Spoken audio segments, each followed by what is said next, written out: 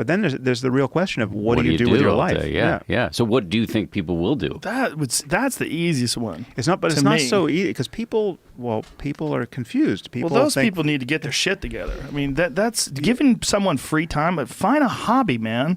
I mean, there's a lot of stuff to do. If you told me that I never had to work again, and I would just have to find things to do all day, and all my food and everything would be taken care of, that would be the easiest choice I'd have ever made in my life. I would just pursue things. I would just learn how to speak a language. I'd learn how to play an instrument. I'd practice archery more. I'd do jujitsu more.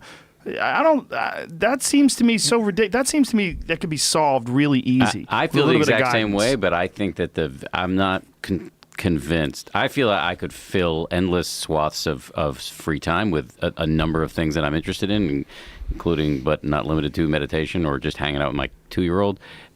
However, I'm not sure that the vast majority of humans are like that. They just need guidance. That seems to be the easiest thing to solve. They just let them know. Go find something fun to do. Go start running up hills, man. Go take up frisbee golf. Just shit to do. Well, There's a lot of shit to do. My concern is that more and more it will take the form of being merely entertained. So we'll like plug into some VR. The last scene of WALL-E. I never saw WALL-E. You see the movie WALL-E? No, I never watched it. Okay, guys, you should maybe pull this up. But in WALL-E, it's a dystopian future where everybody's riding around in those little, jazzy mobile wheelchairs that people sit in now. Disneyland. Yes, and they're also they've got huge buckets of soda and like turkey legs and draped, like kind of hooked over the back of their motorized vehicle is a monitor at the front, which is entertaining them. So they're just obese and entertained and immobile, or mobile but not actually ambulatory. It's Disneyland.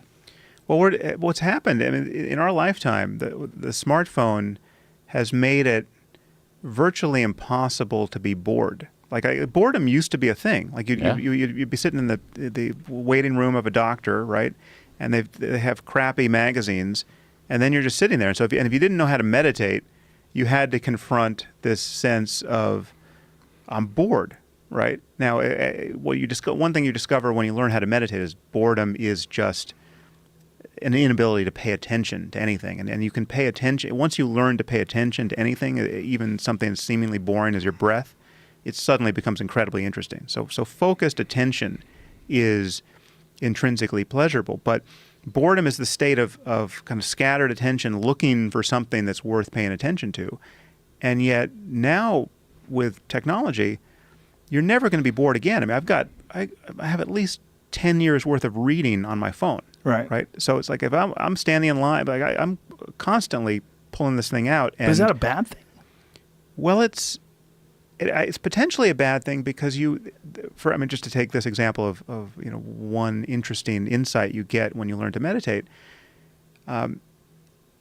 it's incredibly powerful to cut through the illusion of boredom. I mean, to realize that boredom is not something. I mean, you can become interested in the feeling of boredom, and the moment you do, it bites its own tail and disappears. I mean, it's just like there is no such thing as boredom when you're paying close attention to your experience. I think the bad thing about the hyper stimulation that we get through our phone and all of technology is that we have lost the ability to just sit back and, for lack of a less cliched term, be.